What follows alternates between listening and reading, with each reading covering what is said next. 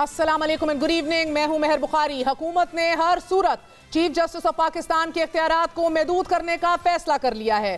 फैसले पर अमल दरामद के लिए तारीखी फुर्ती दिखाई गई है। अदालती इस्लाहात के लिए फौरी कानून साजी का अमल शुरू कर दिया गया। वजीर आजम ने हंगामी बुनियादों पर वफाकी काबीना का इजलास तलब किया।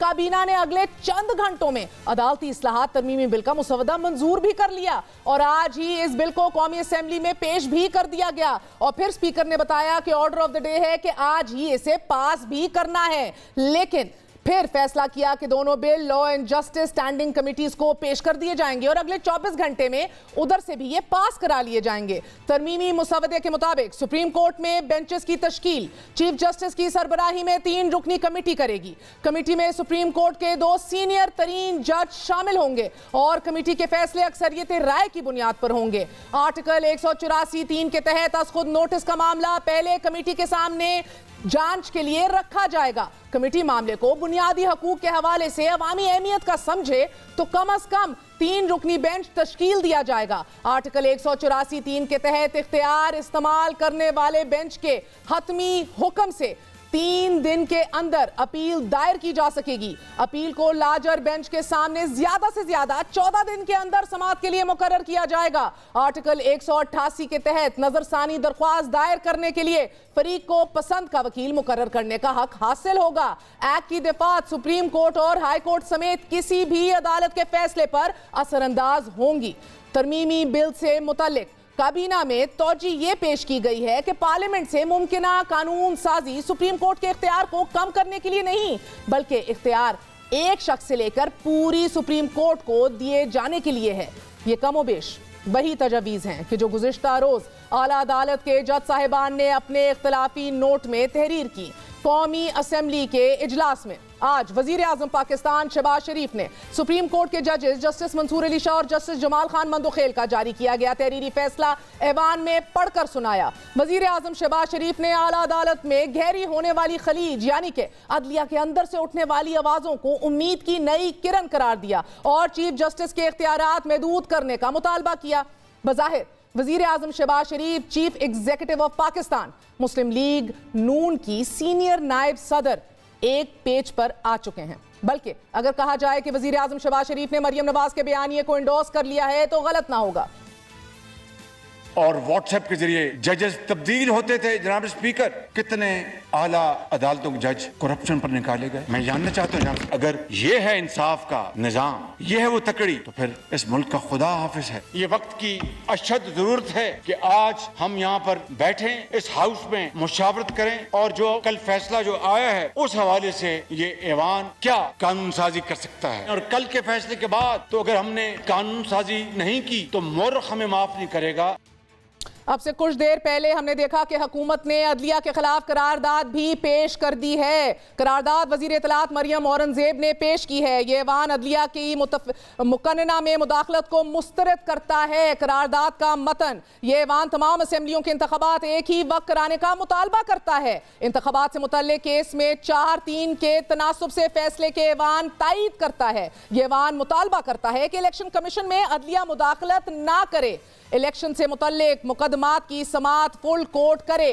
करारदाद का मतन हुकूमत ने अदलिया के खिलाफ करारदाद मुतफिका तौर पर पेश भी की है, जबकि ऐवान से बाहर मरियम नवाज शरीफ भी अदालत की हदूद का अपने तय तयन कर रही थी। उन्होंने ट्वीट में लिखा कि इलेक्शन का फैसला करने से पहले इस बात का फैसला होगा कि 3-4 को 3-2 में क्यों बदला गया, इसके पीछे मकासद क्या थे और इसमें कौन कौन शामिल था। क्या इस अहम तरीन नुक्ते का अहाता किए बगैर जोर जबरदस्ती से कानून के खिलाफ फैसले को कालीन के नीचे छुपाकर कोई भी फैसला काबिल कबूल होगा? हरगिज नहीं। नाज़रीन, कौमी असेंबली में खिताब करते हुए लीगी रहनुमा राना तनवीर का यह कहना था कि 5 जजों ने तमाशा लगा रखा है, अदलिया को खाला जी का वेड़ा बना दिया है।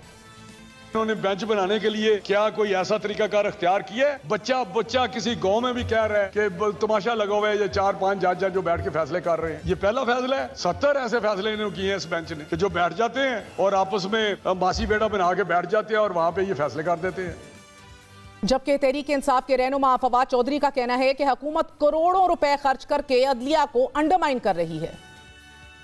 मरियम नवाज की और नून लीग की और पीडीएम के करोड़ों रुपए ये बयानियां बनाने पे खर्च हो चुके हैं कि किसी तरीके से चीफ जस्टिस पाकिस्तान को अंडरमाइन कर सके, सुप्रीम कोर्ट को अंडरमाइन कर सके। सुप्रीम कोर्ट को कहूंगा कि कल से जो एफर्ट हुई है सुप्रीम कोर्ट को अंडरमाइन करने के लिए, इसमें भी जरा फाइनेंसिस चेक कर लें कि किधर किधर गए हैं, तो उनको पता चल जाएगा। जस्टिस मंदोखेल साहब को ये क्रेडिट जाता है जिन्होंने ये करोड़ों रुपया हुकूमत का डबो दिया ये कह के कि ये हमारा इंटरनल मसला है, आपका प्रॉब्लम नहीं है।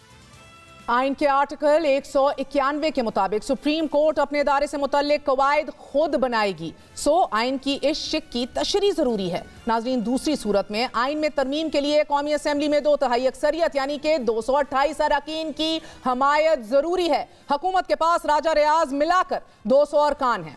यह आइनी तरमीम कैसे अमल में लाई जाएगी और क्या अदालत इसको टेक ऑफ करने से पहले ही इसकी परवास को ख़त्म कर देगी? बात करेंगे। हमारे साथ मौजूद हैं शाह खावर साहब, साबिक अटॉर्नी जनरल ऑफ पाकिस्तान रह चुके हैं, और साबिक जस्टिस रिटायर्ड शाइक उस्मानी साहब हमारे साथ मौजूद हैं। आप दोनों का बहुत बहुत शुक्रिया। अस्सलाम वालेकुम।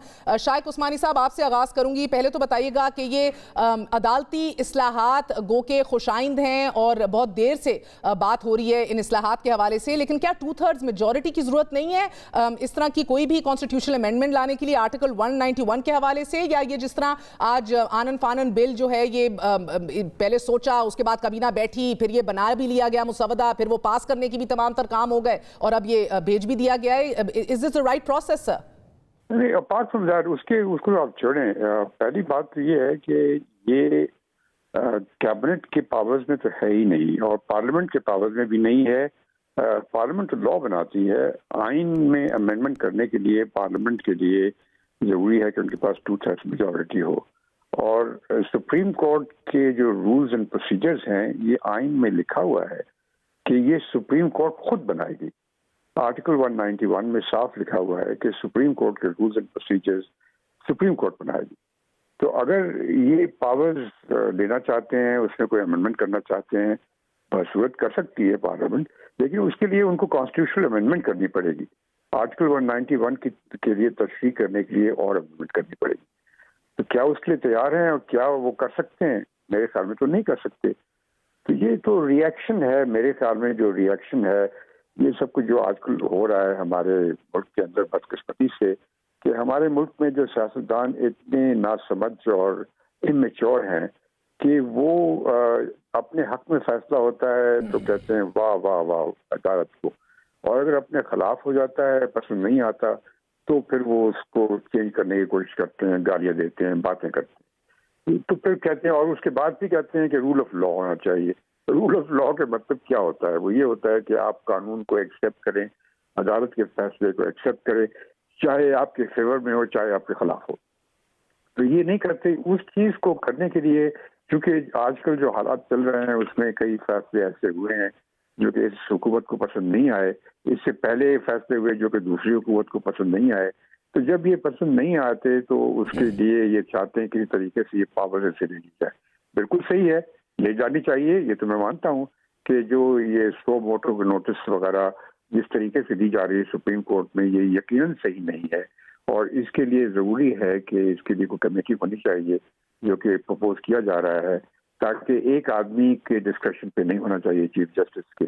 और ये चीज़ हमारे मुल्क में नहीं, इंडिया में भी इस किस्म की हरकतें हुई हैं, तो उसका अमेंडमेंट करनी चाहिए, लेकिन उसका तरीका है और पार्लियामेंट इस तरह से नहीं कर सकती जिस तरह से ये कोशिश कर रहे हैं। इससे साफ जाहिर होता है कि इसमें मैलफीजे है, इसमें बदनीयती है। जज साहब, मुझे ये बताइएगा कि अगर गो के ये इस्लाहात तो अच्छी हैं, चाहे ये स्कोप हो 184(3) का या राइट ऑफ रिव्यू हो या जजेस की फॉर्मेशन के हवाले से इसके ऊपर बात की गई है, there all a step in the right direction, मगर क्या आपको फिर भी लग रहा है कि गैर मौसर करने की कोशिश की जा रही है अदलिया को? एंड इफ सो, किस तरह रिएक्शन रद्द अमल देख रहे हैं आप अदलिया का? नहीं, खैर मौसर करने की कोशिश नहीं कर रहे हैं। ये जो अमेंडमेंट करने की कोशिश कर रहे हैं ये हो ही नहीं सकती। ये तो कोशिश करेंगे यकीनन, लेकिन ये हो नहीं सकती क्योंकि ये चैलेंज होगी और ये रिजेक्ट हो जाएगी। लेकिन अब अदलिया को चलने देना चाहिए और अदलिया का भी काम है कि अदलिया जो है बिला वजह, हमने देख लिया पिछले 2-3 साल में और 1 साल 1.5 साल से कि वो बिला वजह इन पॉलिटिकल मैटर्स में इंटरफेयर कर रही है, हालांकि उनको करना नहीं चाहिए। उनको दूर रहना चाहिए इंस्टीट्यूट का। ठीक है, ये आपका काम है, आप सॉल्व करें, हमारा इससे क्या ताल्लुक है? हमारा काम आइन में लिखा हुआ है, वो हम करेंगे। अपीलेट काम है। Supreme court basically appellate court होती है, जो अपीलें आती हैं उसको फैसला करती है। कि उसका काम नहीं है कि बिला वजह पे इंटरफेयर करें हुकूमत के चलने में, चीज़ों को इधर से उधर करने के लिए।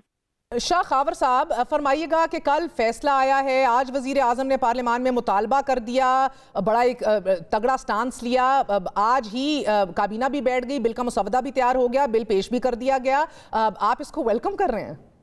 मैं तो मेरा ख्याल है इसको बिल्कुल भी वेलकम नहीं करता। उसकी वजह ये है कि इतना जो जल्दबाजी में फैसला होता है वो बड़ा कभी भी उसके अच्छे असरात नहीं निकलते। और वैसे भी जो सुप्रीम कोर्ट के या आला अदलिया के मामलात हैं और वो इंडिपेंडेंस ऑफ जुडिशरी का जहाँ पे भी क्वेश्चन होता है तो उसमें बड़ा सोच समझ के बात करनी चाहिए। देखिए, वैसे तो आर्टिकल 199 ऑफ द कॉन्स्टिट्यूशन जो है वो सुप्रीम कोर्ट को ये पावर देता है कि आइन और कानून के तहत वो जो है अपने रूल्स फ्रेम कर सकते हैं अपने वर्किंग को रेगुलेट करने के लिए। तो वो फिर इस तरह का अगर वो बिल पास करेंगे जल्दी में, इतने जल्दबाजी में ये नहीं करना चाहिए, क्योंकि इससे ये जाहिर हो रहा है कि जो गवर्नमेंट है और ये जो इत्तेहादी गवर्नमेंट है ये जो है वो बड़े पैनिक का शिकार है और इस तरह के हेस्टी फैसले नहीं करने चाहिए।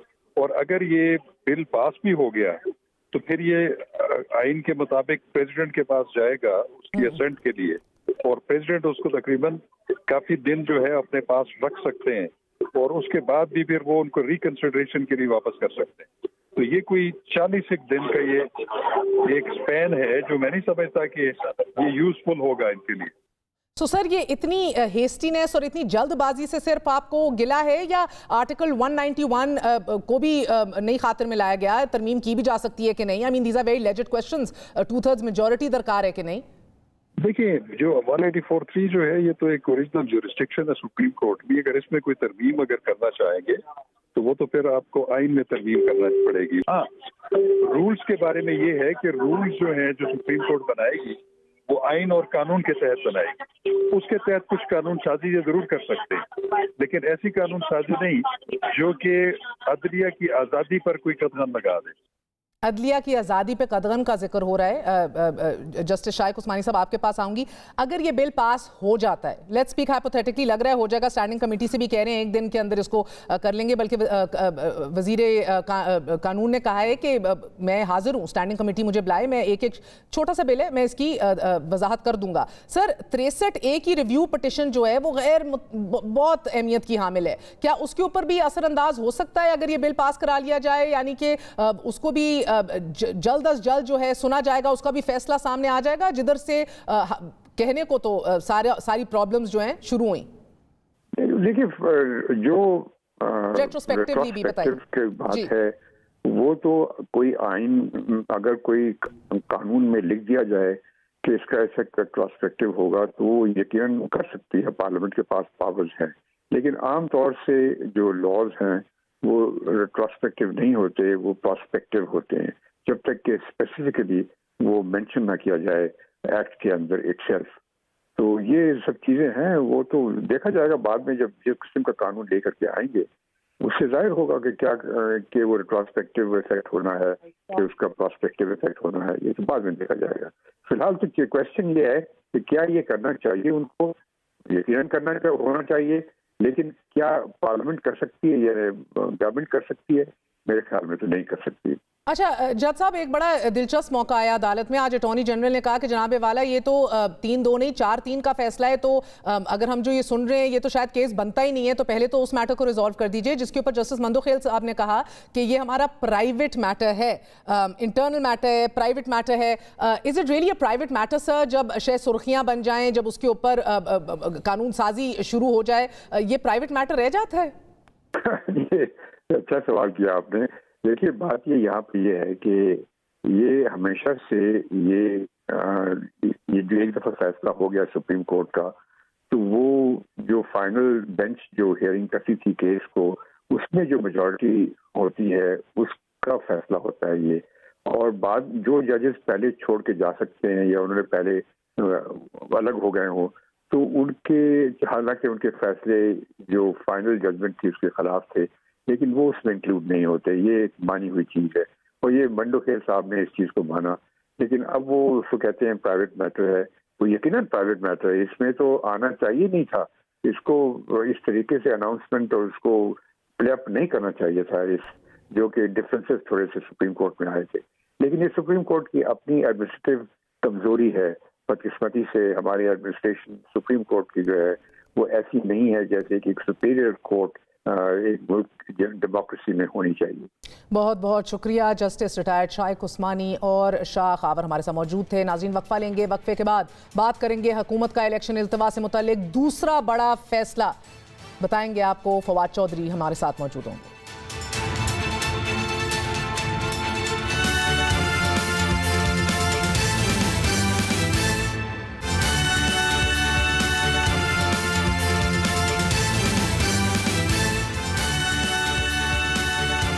हुकूमत का इलेक्शन इल्तिवा से मुताल्लिक दूसरा बड़ा फैसला, इंतखाबात मुलतवी करने के खिलाफ तहरीक इंसाफ की सुप्रीम कोर्ट में दायर दरख्वास्त में फरीक बनने का है। हुकूमत हर सूरत इलेक्शन का इल्तिवा चाहती है। इलेक्शन मुलतवी होने से मुताल्लिक आला अदालत की अगली समात में हुकूमत बतौर फरीक पेश होगी। इलेक्शन इल्तिवा से मुताल्लिक आज सुप्रीम कोर्ट में दूसरी अहम तरीन समात हुई। दौरान समात चीफ जस्टिस ने रिमार्क्स दिए कि हमें इलेक्शन कमीशन के दायरे इख्तियार को देखना है, इमरजेंसी लगाकर ही इलेक्शन मुलतवी किए जा सकते हैं। इलेक्शन कमीशन ने वो इख्तियार इस्तेमाल किया जो उसका था ही नहीं। रूल ऑफ लॉ और जमहूरियत एक ही सिक्के के दो रुख हैं। आजकल सियासी पारा बहुत ऊपर है। जाती तौर पर समझता हूं कि हमें कानूनी तनाज़े में नहीं पड़ना चाहिए। दौरान समात अटॉर्नी जनरल ऑफ पाकिस्तान ने दलाइल दिए कि अदालती फैसला अगर 4-3 का हुआ तो किसी हुक्म का वजूद ही नहीं जिसकी खिलाफ वर्जी हुई। अदालती हुक्म नहीं था तो सदर मुमलिकत तारीख भी नहीं दे सकते थे। 1 मार्च के अदालती हुक्म को पहले तय कर लिया जाए। चीफ जस्टिस ने जवाब में कहा कि 2 मोअज़्ज़िज़ जजेस ने फैसला दिया है। इन 2 जजेस की अपनी राय है, लेकिन इसका मौजूदा केस से कोई ताल्लुक नहीं। एक संजीदा मामले को बाईपास ना करें। बेंच के अरकान दरख्वास्त में उठाए गए सवाल का जायजा लेने बैठे हैं। सुप्रीम कोर्ट का दायरा इख्तियार दरख्वास्त तक महदूद नहीं होता। अटॉर्नी जनरल मंसूर उस्मान ने फुल कोर्ट बनाने की इस्तदा करते हुए कहा कि दरख्वास्त है कि यह अहम मामला है और बेंच मुनासिब समझे तो फुल कोर्ट बना दे। जस्टिस जमाल मंदोखेल ने रिमार्क्स दिए कि 1 मार्च का फैसला कितने अरकान का है, ये सुप्रीम कोर्ट का अंदरूनी मामला है। जस्टिस जमाल मंदोखेल ने दौरान समात अहम तरीन सवालात उठाए। उनका कहना था कि बदकिस्मती से किसको कोई शक नहीं कि 90 दिन में इंतखाबात अब नहीं हो सकते। क्या इस मामले को जमहूरी तरीके से हल नहीं किया जा सकता था? 90 दिन से ज्यादा तारीख बढ़ाने की अथॉरिटी किसकी है? सवाल यह भी है कि क्या एक बंदे की ख्वाहिश पर असेंबली तहलील होनी चाहिए या नहीं? एक शख्स के असेंबली तहलील करने के इख्तियार पर पार्लियामेंट को नजरसानी करनी चाहिए। जस्टिस मुनीब ने कहा कि अगर इंतखाबात मुमकिन नहीं थे तो इलेक्शन कमीशन को अदालत से रुजू करना चाहिए था। इलेक्शन कमीशन आज खुद इंतखाबात मुलतवी करने का हुक्म जारी नहीं कर सकता। जस्टिस एजाजुल एहसन ने रिमार्क्स दिए कि सारा मामला तरजीहात यानी प्रायोरिटीज का है। लैपटॉप स्कीम के लिए 10 अरब रुपए निकल सकते हैं तो इलेक्शन के लिए 20 अरब रुपए क्यों नहीं? जबकि चीफ जस्टिस का कहना था कि दहशतगर्दी के मसाइल 90 की दिहाई से चल रहे हैं। क्या 90 की दिहाई में इलेक्शन नहीं हुए? दौरान समात जस्टिस मुनीब अफवाज पाकिस्तान को सौंपी गई जिम्मेदारी और इदारे की जवाबदेही पर सवाल उठा रहे थे। उनका कहना था कि इंतखाबात पर खर्चे वाली बात तो समझ आती है कि अलग अलग कराने से ज्यादा पैसे लगेंगे। फौज की सिक्योरिटी ना देने वाली बात मुझे समझ नहीं आती। आइन के तहत फौज की जिम्मेदारी है कि इलेक्शन के दौरान ड्यूटी करे। क्या पाकिस्तान फिर से बनाना रिपब्लिक बन गया है? फौज हुकूमत के मातहत है, वो कैसे सिक्योरिटी फरामी से इनकार कर सकती है? रियासत नाजरीन इस वक्त मुआशी, सियासी और इदाराजाती डिफॉल्ट की तरफ तेजी से बढ़ रही है। हुकूमत चीफ जस्टिस के इख्तियारात महदूद करने जा रही है और अदालत खुद मुख्तार इदारे इलेक्शन कमीशन के इख्तियार पर सवाल उठा रही है। इसी हवाले से बात करते हैं। हमारे साथ मौजूद हैं तहरीक इंसाफ के तर्जुमान फवाद चौधरी साहब। फवाद साहब, बहुत बहुत शुक्रिया साथ देने का। पहले तो बताई दीजिएगा सर, आज भी अदालत से फुल कोर्ट बनाने की इस्तदा की गई जिसके ऊपर अदालत ने कोई हुक्म नहीं दिया, बात नहीं की, मगर अभी थोड़ी देर पहले वजीर कानून कह रहे थे कि कल बेंच की तश्कील के हवाले से फिर सवाल उठाया जाएगा। जस्टिस एजाजुल एहसन को इसमें नहीं शामिल होना चाहिए था इस 5 रुकनी बेंच में। आप लोग हमायत करते हैं कि फुल कोर्ट अब बना दिया जाए? देखिए, पहली बात तो ये है कि आजम तारड़ साहब जो हैं वो तो नहीं बेंच बना सकते और ये तो नहीं हो सकता कि सारे बेंच जो हैं वो नून लीग की मर्जी से बने। अब ये जो मामला है ये तो आज अदालत ने सेटल कर दिया है। जब अटॉर्नी जनरल ने ये सवाल उठाया कि जी फुल कोड बनाएं, तो मंदोखेल साहब ने ये कहा, जो सबसे अहम रिमार्क है जो आप अपने इब्तदाइये में मिस कर गई हैं, उन्होंने ये कहा कि देखिए ये हमारा इंटरनल मसला है और ये हम खुद इसको देख लेंगे, आप जो असल मुद्दा है उसकी तरफ आइए। तो जो बेंच बनाने का जहाँ तक मामला है वो तो आज सेटल हो चुका है, उसको तो दोबारा उठाना जो है वो मुमकिन नहीं होगा। अब तो हम बड़े आगे जा चुके हैं आर्गूमेंट्स में और चीज़ों में, और अगर आज अब शहबाज शरीफ साहब की और आज पार्लियामेंट ने जो कुछ किया है, ये तो रवायती नून लीग की पॉलिटिक्स है कि वो सुप्रीम कोर्ट से खड्डा डालना चाहते हैं। और पहले भी उन्होंने ये वाहिद वो खड्डा है या क्या है उस पे आ जाते हैं, नियत, टाइमिंग, सियासी असरात क्या मुरत्तब होंगे, इन सब पहलुओं को जायजा लेंगे। मगर पहले मुख्तसरन फरमा दीजिएगा सर, मसला ये है कि 5 रुकनी बेंच अब ये फैसला करेगा कि क्या इलेक्शन कमीशन सदर की दी हुई डेट चेंज कर सकता है कि नहीं, इख्तियारात क्या है। मसला अब ये है कि इसकी तश्कील पे फिर इशू पड़ गया है। ये अगर कल को फिर हुकूमत इसको एक्सेप्ट ना करे, फिर सवाल उठा दे, तो क्या आप लोगों को खुद अपने तय नहीं कहना चाहिए कि बना दिया जाए once and for all full court के सारे भान दूर हो जाएं कि कल को फिर यही मसला ना पड़े? सर देखिए, ये तो चीफ जस्टिस का इख्तियार है, आप या मैं या हुकूमत बिल्कुल इख्तियार है, मगर आप हमायत करते हैं इसकी? नहीं, ये जो चीफ जस्टिस साहब मुनासिब समझेंगे वो उसके मुताबिक एक्ट करेंगे। और चीफ जस्टिस को दबाव में ला के अपनी मर्जी के बेंच बनवाना या बेंच तब्दील करना तो जाहिर है कि मुनासिब बात नहीं होगी। और ये अदलिया चलिए अब दूसरा सवाल सर, बिकॉज आपने फवाद चौधरी साहब आज देखा कि कितनी फुर्तियों से आज ये मुसवदा काबीना बिठाई गई, मुसवदा तैयार कर लिया गया, उसके बाद पेश कर लिया गया, उसके बाद ये पास ही कराना था लेकिन स्टैंडिंग कमेटीज को भेज दिया गया, अगले 24 घंटे में ये भी पास करा लिया जाएगा। अगर ये हो गया, the big question is sir कि इस 5 रुकनी बेंच का जो भी फैसला है इलेक्शंस की डेट के हवाले से, क्या उसके ऊपर रिव्यू का राइट होगा? क्या ये जो नई तरमीम बिल आ जाएगा वो रिव्यू का राइट देगा गवर्नमेंट को? नहीं, बिल्कुल भी नहीं देगा, इसलिए कि ये तो पहली बात तो ये है कि ये जो लेजिस्लेशन लेके आ रहे हैं, ये लेजिस्लेशन जो है वो पास्ट एंड उसके ऊपर तो लगेगी नहीं। ये तो अब मुस्तकबिल के केसेस के ऊपर लग सकती है, लेकिन जो अभी केसेस डिसाइड है उन पे तो नहीं लग सकती। रेट्रोस्पेक्टिव एप्लीकेशन तो हो नहीं सकती। दूसरी बात ये है कि जो इस वक्त जो लेजिस्लेशन लेके आए हैं उस पर भी बहुत सवाल होंगे। मुझे नहीं लगता कि सदर ममलिकत ये लेजिस्लेशन जो है उसको अप्रूव करेंगे। 22 दिनों के बाद ये बिल दोबारा पार्लियामेंट में आएगा, तो उस वक्त 22 दिन तो बहुत ज़्यादा है, देखते हैं उस वक्त तक क्या होता है। और इंटरेस्टिंग क्वेश्चन सर, अब देखें ना, अब हमारी बदकिस्मती है इस मुल्क में कि बेंच देख के फैसला क्या आएगा उसके ऊपर तबसरे शुरू हो जाते हैं इस मुल्क में। सो फाइनली अगर बेंच बनाने के इख्तियारात के हवाले से भी बात हो रही है और सुओ मोटो इख्तियारात के हवाले से भी बात हो रही है, मसला इसके ऊपर ये बताइएगा कि ये सारे काम इतनी फुर्तियों में कर क्यों रही है गवर्नमेंट? क्या आने वाले दिनों में मुल्की सियासत के ऊपर डायरेक्टली बेंचेस जो बनने हैं और सुओ मोटो केसेस के हवाले से डायरेक्ट इम्पैक्ट होने वाला है?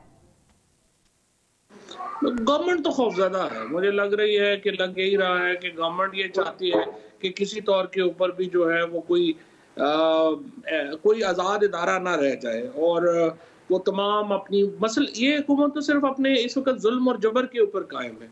और देखिए, अगर अदलिया अपना फंक्शन जो है वो सही तौर के ऊपर अदा करना शुरू कर देगी और मामला जो है वो जस्टिस की तरफ जाएंगे, इंसाफ की तरफ जाएंगे, जुल्म और जबर ख़त्म होगा, तो ये हुकूमत तो एक दिन कायम नहीं रह सकती। लिहाजा वो तमाम एफर्ट करेंगे अदलिया को दबाव में रखने की। और कल जो लॉयर्स कन्वेंशन है वो भी बड़ी अहमियत का हामिल है, देखते हैं कि वकला उसमें क्या स्टैंड लेते हैं।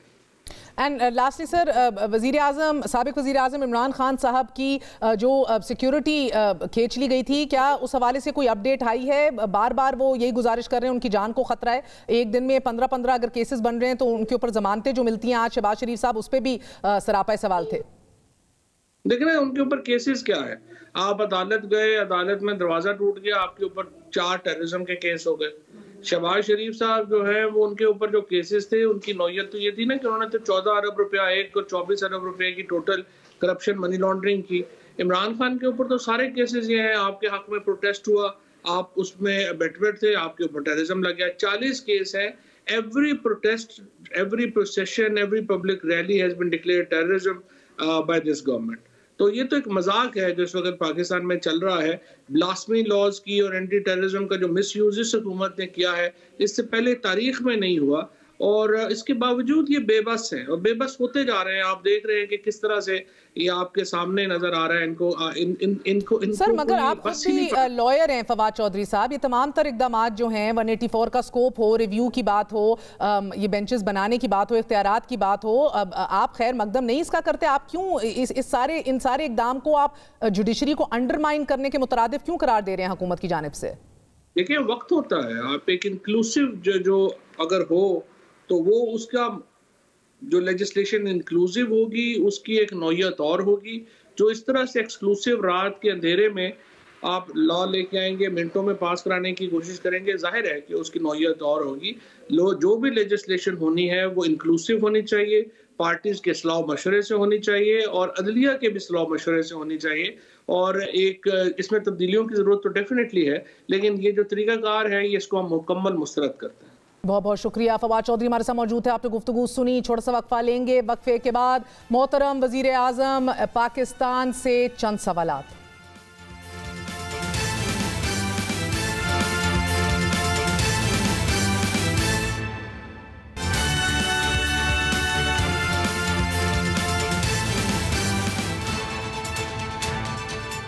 वज़ीर आज़म पाकिस्तान मियां शहबाज शरीफ ने कौमी असम्बली से खिताब में बार बार आज आइन का दिफा किया, बार बार आइन के मुकद्दम होने, आइन के बालातर होने की बात की। वज़ीर आज़म शहबाज शरीफ ने भरे ऐवान से खिताब में फरमाया कि आज आइन का संगीन मजाक उड़ाया जा रहा है।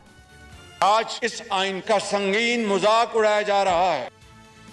जनाब वज़ीर आज़म, यह आइन का मजाक उड़ा कौन रहा है? आइन की रूह असेंबलियों की तहलील के बाद 90 रोज में इलेक्शन का हुक्म देती है, लेकिन इंतखाबात को 6 माह आगे करके इलेक्शन कमीशन को अफरादी और माली ताउन देने से इनकार करके आइन के साथ संगीन मजाक कर कौन रहा है? मोहतरम वज़ीर आज़म, आप ही के पार्टी कायद 2018 में इंतखाबात एक घड़ी भी आगे करने के हक में नहीं थे।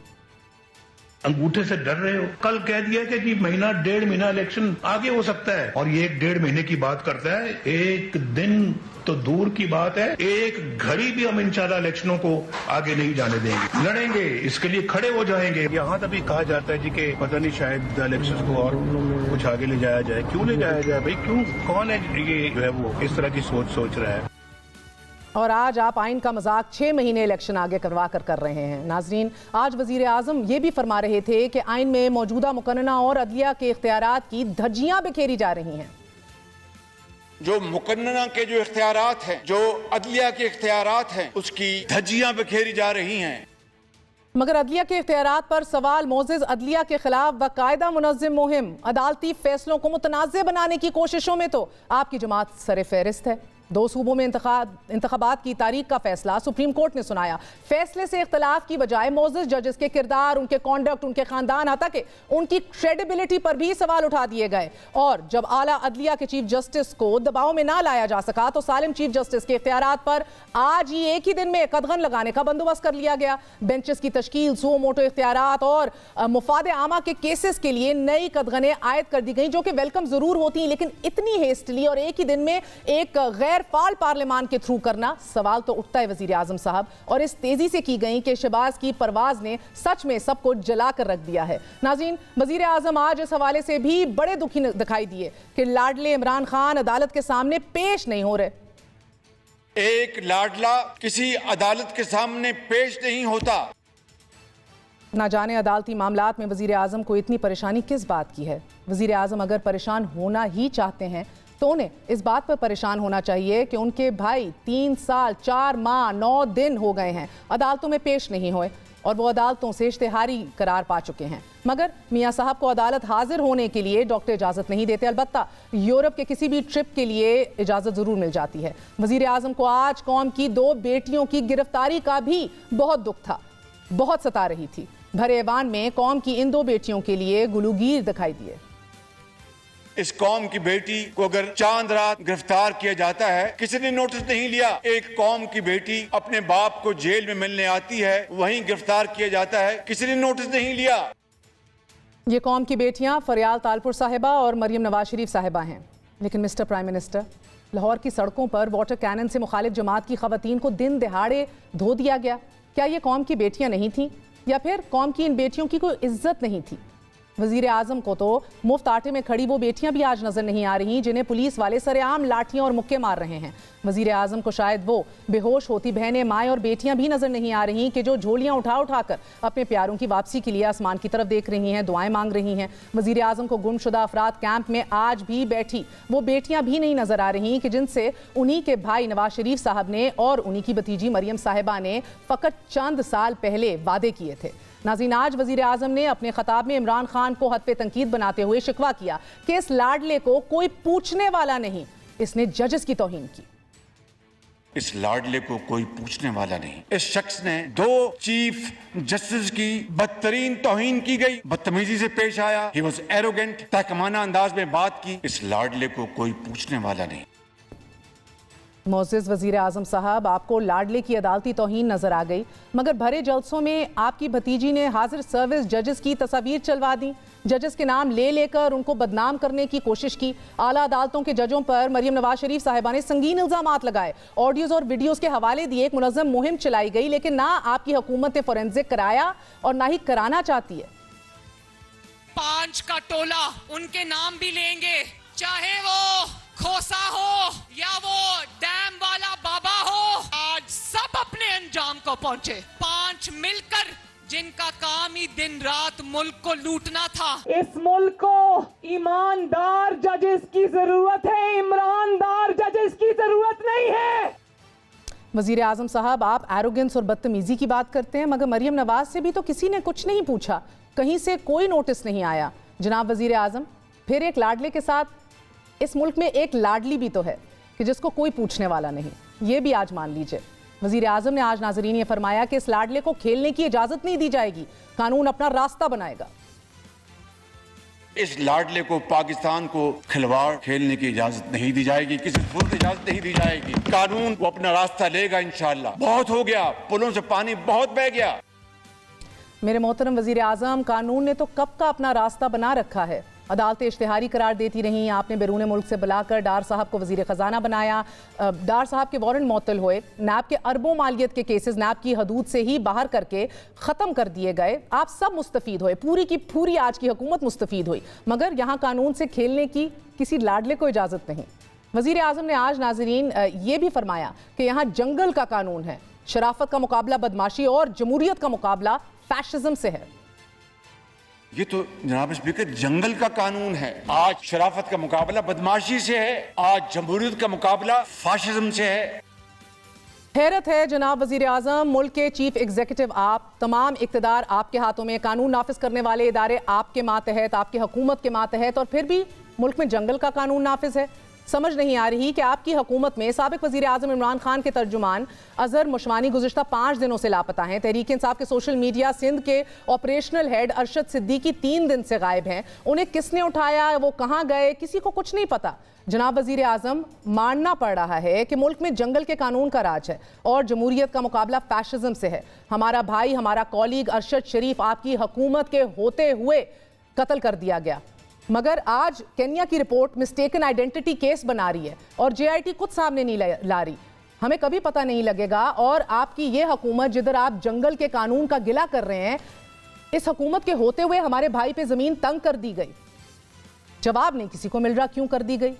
दर्द दिल रखने वाले वजीर आजम आज हजारों कैदियों की हालत जार पर भी बड़े मेहरबान नजर आए। नाजरीन, भरे ऐवान में सवाल उठाया कि हजारों कैदियों पर झूठे मुकदमात बनाए जा रहे हैं, वो आसमान की तरफ नजर उठाकर देखते हैं, मगर किसी को जमानत मिली?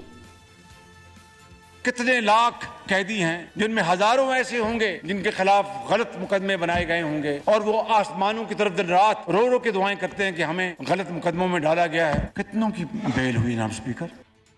मोहतरम वजीर आजम, सच तो यह है कि आप भी तो किसी आम कैदी के जामिन नहीं बने।